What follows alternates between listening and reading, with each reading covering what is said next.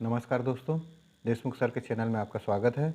हम लगातार नवोदय विद्यालय प्रवेश के लिए वीडियो आपके समक्ष रख रहे हैं, जिसमें हमने हिंदी विषय, गणित विषय को हमने लगातार उसका वीडियो आपको दिया है, जिसे आप पसंद कर रहे हैं और लाइक कर रहे हैं, सब्सक्राइब कर रहे हैं। इसके लिए हम आपको बहुत बहुत धन्यवाद देते हैं। आज हम नवोदय विद्यालय प्रवेश के लिए उसमें मुख्य जो मानसिक योग्यता के प्रश्न होते हैं, हम उसके बारे में चर्चा करेंगे। मानसिक योग्यता के कुल 40 प्रश्न होते हैं और उसके कुल अंक 50 होते हैं। और ये 40 प्रश्न मानसिक योग्यता के कहाँ कहाँ से आते हैं, इसके बारे में हम चर्चा करेंगे। मानसिक योग्यता में कुल 10 चैप्टर है। उन 10 चैप्टरों से हर चैप्टर से 5-5 अंक के प्रश्न आते हैं। मैं आपको उन सभी चैप्टरों से पहले अवगत कराना चाहता हूं। सबसे पहले हम उनके चैप्टर को देखते हैं। सबसे पहला चैप्टर होता है असंगत को अलग करना। ये 5 अंक के प्रश्न होते हैं। इसमें 5 प्रश्न होंगे जो 5 अंक के रहेंगे। आकृति चित्र मिलान में 5 अंक के प्रश्न होंगे। पैटर्न को पूरा करना, इसमें 5 अंक के प्रश्न होंगे। आकृति चित्र श्रृंखला पूर्ति, इसमें भी 5 अंक के प्रश्न होते हैं। सादृश्यता 5 अंक के होते हैं। दर्पण प्रतिबिंब 5 अंक के होते हैं। पंचहोल पैटर्न 5 अंक के होते हैं। स्थान दृश्यावलोकन 5 अंक के होते हैं। छिपी आकृति भी 5 अंक के होते हैं। इसी प्रकार ज्यामिति आकृति पूर्ति भी 5 अंक के होते हैं। कुल मिला के टोटल अंक ये बन जाता 50 अंक। इस प्रकार मानसिक योग्यता के कुल 50 अंक के प्रश्न आते हैं, जिसको हमको हल करना रहता है। यही मानसिक योग्यता के प्रश्न सबसे ज़्यादा होते हैं, जिसको हमको अधिक से अधिक हल करना है। इसमें हमको कोशिश ये करना चाहिए कि 50 में से 45 अंक तक के प्रश्न हमारे सही हों, जिससे हमारे प्रवेश होने की गारंटी सुनिश्चित हो जाती है। चलो हम आज आगे बढ़ते हैं। असंगत को अलग करना पहला चैप्टर हमारा है। असंगत को अलग करना, हम इस विषय पर चर्चा करेंगे और इस विषय पर उसमें दिए हुए प्रश्नों को हम हल करने की कोशिश करेंगे। सबसे पहले हम देख रहे हैं असंगत को अलग करना। हम उसके कुछ प्रश्न हमारे पास है, जिसको हम देखते हैं कि ये किस प्रकार के प्रश्न आते हैं और इसको किस प्रकार से हल करना है। तो हम देखते हैं कि सबसे पहला प्रश्न है असंगत को अलग करना का पहला प्रश्न देखते हैं। यहाँ पर 4 आकृति दी गई है। सबसे पहले हम प्रश्न को पढ़ेंगे। नीचे प्रश्नों में प्रत्येक प्रश्न की 4 आकृति दी गई है। एक प्रश्न है, पहला प्रश्न है जिसमें 4 आकृति दी गई है। इन 4 आकृतियों में से 3 किसी रूप से एक ही है, मतलब इन चारों आकृति में 3 आकृति एक समान है और उसमें से एक आकृति अलग है। उसी भिन्न आकृति को, वही अलग आकृति को हमको पहचानना है। उस अलग आकृति कौन सा है? तो हम देखते हैं पहला प्रश्न का पहला आकृति को देखते हैं। इसमें क्या है, एक त्रिभुज बना हुआ है, इससे बीच में गोला है और बाहर में कट का निशान है। क्या दूसरी आकृति में क्या इसी प्रकार से है?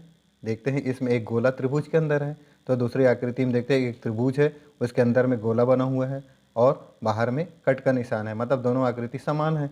अब तीसरी आकृति में देखते हैं। तीसरी आकृति में क्या है, गोला बाहर में है और कट का निशान नहीं है। और चौथी आकृति में देखते हैं कि गोला अंदर है और कट का निशान बाहर है। मतलब पहली आकृति, दूसरी आकृति और चौथी आकृति एक जैसे है, लेकिन तीसरी आकृति में कोई कट का निशान नहीं है, तो तीसरी आकृति ही हमारी भिन्न आकृति है। तो तीसरी आकृति हमारी भिन्न आकृति, तो हम क्या करेंगे, उस प्रश्न में तीसरे नंबर के विकल्प पे हम गोला का निशान लगा के उसको गोला का निशान लगाएंगे। तो हमारा उत्तर कौन सा होगा, तीसरा वाला हो गया। इसी प्रकार दूसरा प्रश्न को देखते हैं। इसमें एक आकृति बनी हुई है। इस आकृति में क्या है, तीर का निशान इधर है और एक छोटा सा निशान ऊपर की ओर है। अब दूसरी आकृति देखते हैं। दूसरी आकृति कैसा है, उसमें भी तीर के निशान वो बाहर की तरफ है और एक छोटी सी लाइन खींची हुई है। तीसरी आकृति में देखते हैं कि तीर का निशान भी बाहर है, लेकिन आकृति भी इसमें भी बनी हुई। चौथे में भी देखते हैं कि इसमें भी तीर के निशान बाहर है, लेकिन ये इसमें भी आकृति बनी हुई। लगभग देखने में तो सब समान आ रहा है, लेकिन हमको समझना ये है कि ये तीर के निशान के पीछे में ये वाली छोटी वाली लाइन बनी हुई है पहले आकृति में। दूसरी आकृति में भी देखते हैं कि तीर के निशान के पीछे में छोटी आकृति बनी हुई, लेकिन तीसरे आकृति में देखते हैं कि तीर के निशान के तरफ ही छोटी आकृति बनी हुई है। और चौथे निशान में देखते हैं कि तीर के निशान के पीछे तरफ बनी हुई है, ये तीर के निशान के सामने तरफ बनी हुई है। तो यहाँ पर ये तीसरी वाली जो आकृति है वो गलत बता रही है, यानी इन तीनों आकृतियों से तीसरी आकृति भिन्न बता रही है। तो हमारा उत्तर कौन सा सही होगा? तीसरा सही होगा। तो हम क्या करेंगे? तीसरा विकल्प में हम सही का राइट का निशान लगाएंगे। इसी प्रकार तीसरा प्रश्न में देखते हैं। एक लड़के का शर्ट दिख रहा है, एक लड़की की फ्रॉक दिख रही है, फिर एक लड़के का शर्ट दिख रहा है और लड़के का पैजामा दिख रहा है। तो यहाँ पर सीधा सीधा स्पष्ट हो जाता है कि तीन आकृति लड़के का है, तीन आकृति में लड़के का वस्त्र है और एक आकृति में लड़की का वस्त्र है। तो स्वाभाविक रूप से लड़की की आकृति अलग है, भिन्न है। तो ये दूसरा वाला विकल्प हमारा सही होगा। तो हम क्या करेंगे? दूसरे विकल्प पे सही का निशान लगाएंगे। इसी प्रकार चौथी आकृति को देखते हैं। चौथी आकृति में पहला काला वाला भाग के बाजू में 1 2 3 4 के बाजू में दूसरा काला वाला भाग। अब दूसरा आकृति में देखते हैं, ये 4 खाली है, 1 2 3 4 खाली है। अब इसमें हम देखते हैं दूसरे आकृति में 1 2 3 खाली, तीन खाली होने के बाद 2 निशान बने हुए हैं। अब इसमें देखते हैं 1 2 3 खाली के बाद 2 निशान बने हुए हैं और इसमें 1 2 3 खाली के बाद 2 निशान बने हैं। लेकिन पहली आकृति में क्या हुआ है? 1 2 3 4 खाली स्थान के बाद काले रंग का आकृति बना हुआ। तो ये और ये तीनों, दूसरा तीसरा चौथा एक समान है, लेकिन पहला आकृति क्या है? असमान है, क्योंकि इसमें 4 खाने के बाद बना हुआ है, बाकी आकृतियों में क्या बना हुआ? 3 खाने के बाद बना हुआ है। तो हमारा सबसे भिन्न आकृति कौन सा है? चौथा का पहला। तो हम पहले वाले स्थान पे सही का निशान लगाएंगे।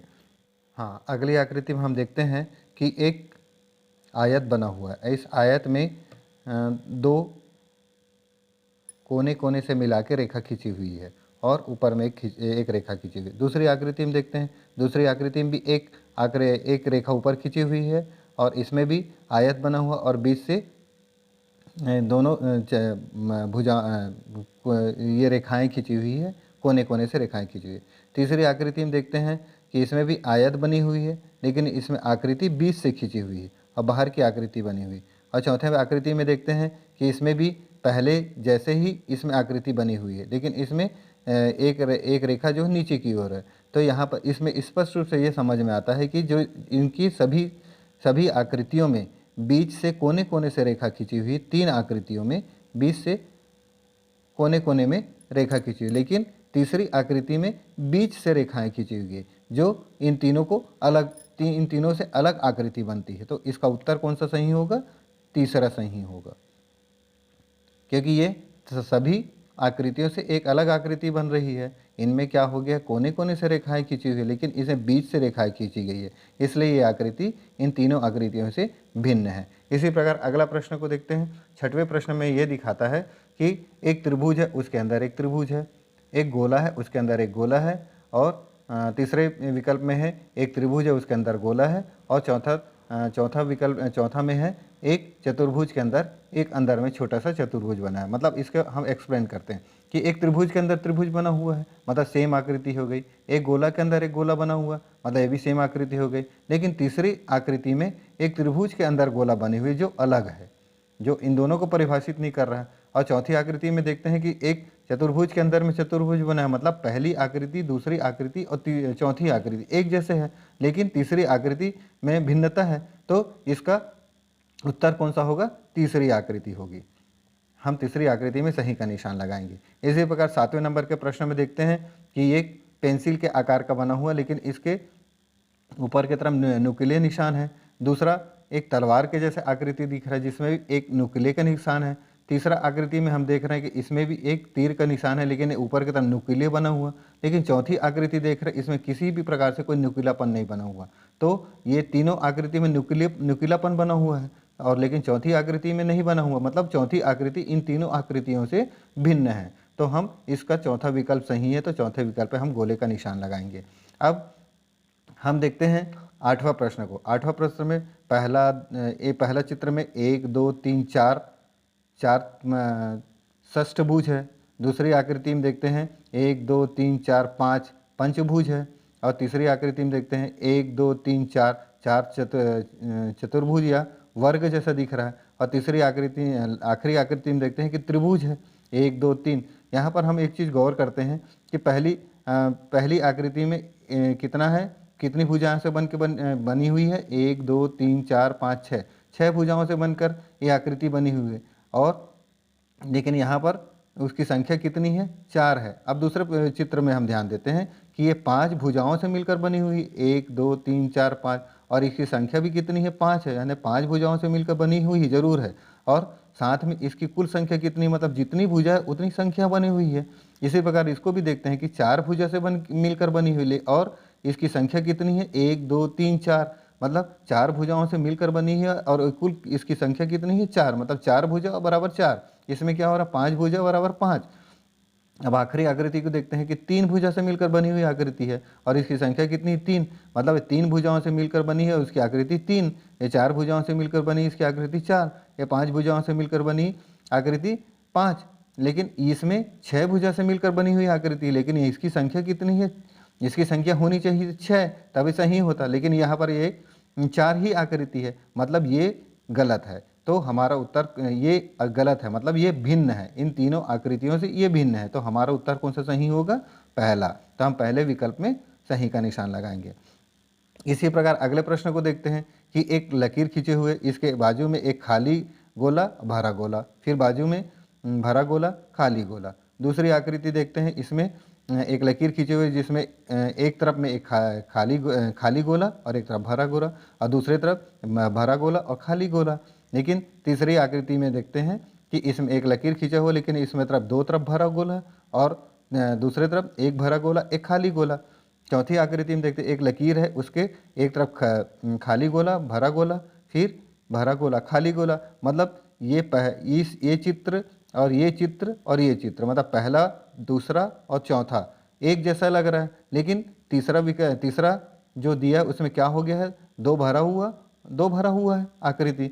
तो तीसरा में जो चित्र है वो तीनों से भिन्न दिख रहा है। तो हमारा उत्तर कौन सा सही होगा? तीसरा सही होगा। इस प्रकार तीसरे वाले विकल्प में हम सही का निशान लगाएंगे। अब अगला प्रश्न में देखते हैं, एक पहला में क्या दिया है? त्रिभुज दिया। दूसरे में क्या दिया है? वृत्त दिया है। तीसरे में क्या दिया है? चतुर्भुज दिया। और चौथे में क्या दिया? फिर चतुर्भुज दिया।